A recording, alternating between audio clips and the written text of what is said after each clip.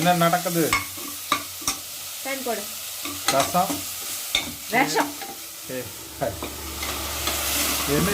என்னது போக வரும் பாரு.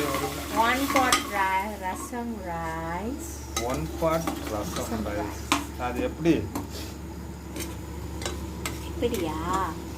மிளகு சீரகம் பூண்டு எல்லாம் ஃபுல்லாக போட்டு, அதாவது நம்ம ரசம் வைக்கிற மாதிரியே தான் வச்சுட்டு சோத்தை கொட்டிடணுமா? சோறு இல்லைங்க, அரிசிங்க. அரிசி வச்சு எத்தனை விசில் வைக்கணும்?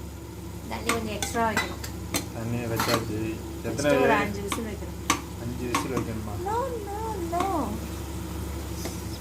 பாப்பா, மல்லி புளி தண்ணி ஊற்றணுமா?